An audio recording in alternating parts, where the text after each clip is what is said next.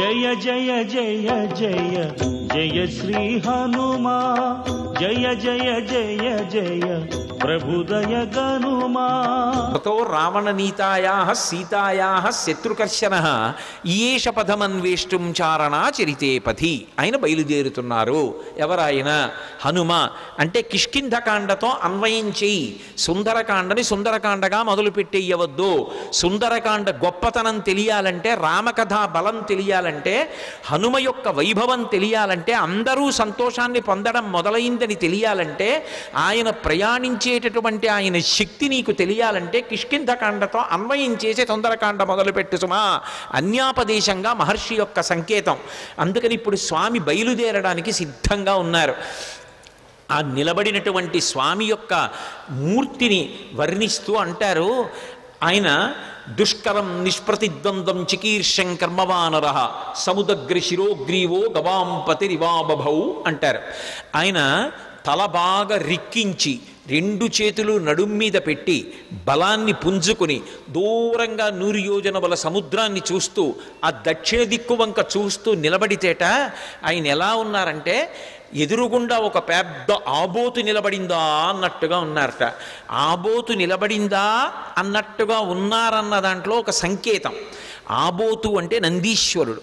నందీశ్వరుడు అంటే లోపల ఆనందం పొందుతూ ఉంటాడు. నంది శివాలయంలో ఎప్పుడు శివలింగాన్ని చూస్తూ ఉంటాడు. ఆయన దగ్గరికి వెళ్ళి మీరు మేళం చెయ్యండి, రోహిణీ కార్తెలో ఎండ రానివ్వండి, రోళ్ళు పగిలిపోతుండనివ్వండి, హోరుమని వర్షం పడుతుండనివ్వండి, ఆయన తల కూడా ఇలా కనపడు. పృష్ఠభాగాన్ని ప్రపంచానికి ఇస్తాడు, దృష్టిని శివలింగం మీద పెడతాడు.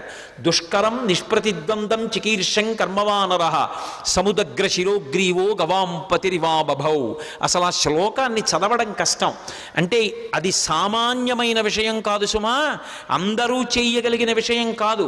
కాంచనలంకలో రావణుని చేత బంధీకృత అయినటువంటి సీతమ్మ తల్లి దర్శనం చేస్తానని ధైర్యంగా సంకల్పం చేసి నిలబడగలగడమే అంత తేలికైన విషయం కాదు.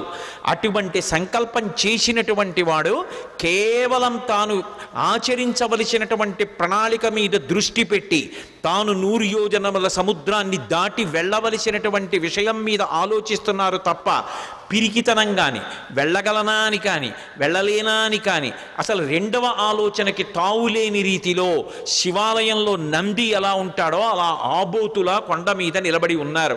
అలా ఆయన్ని చూస్తే నీటి మడుగు మధ్యలో నిలబడిన ఏనుగా అన్నట్టుగా ఉన్నారట. దుష్కరం నిష్ప్రతిద్వంద్వం చికీర్షం కర్మవానర సముదగ్ర శిరోగ్రీవో గవాంపతిరివాబభౌ అథ వైడూర్యవర్ణేషు శద్వలేషు మహాబల ధీర సలిలకల్పేషు విచచార యథాసుఖం అంటారు మహర్షి. అథ వైఢూర్యవర్ణేషు శద్వలేషు మహాబల. ఆకుపచ్చని రంగులో ఉన్నటువంటి మెత్తటి పచ్చిక బయళ్ళున్నాయి అక్కడ. ఆ పచ్చిక బయళ్ళ మీద స్వేచ్ఛగా ధీర పరమధైర్యంతో కూడుకున్నటువంటి వారై యథేచ్ఛగా దాని మీద కాసేపు అటు ఇటు నడిచారట. ఆయన నడుస్తున్నప్పుడు ఆయన గుండెలకి ఉరిపిడి పడి అనేకమైనటువంటి చెట్లు కూలిపోయాయి.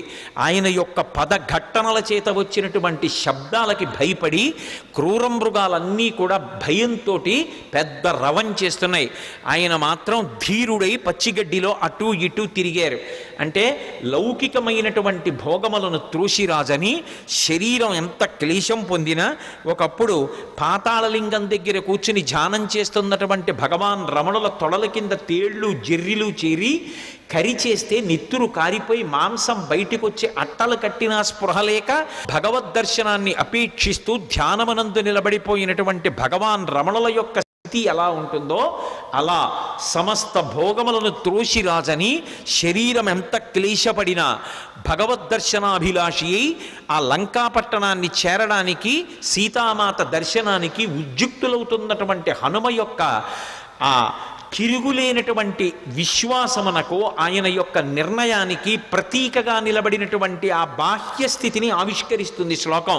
అందుకనే అథ వైడూర్యవర్ణేషు శాద్వలేషు మహాబల ధీర సలిలకల్పేషు విచచార యథాసుఖం. ఆయన బయలుదేరడానికి సిద్ధపడి ఒక్కసారి దక్షిణ దిక్కు వంక చూశారు.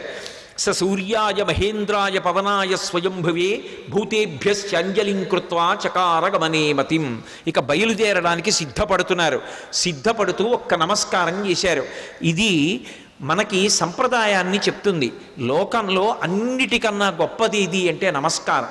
నమస్కారం అంటే దానికి ఒక భంగిమ ఉంది.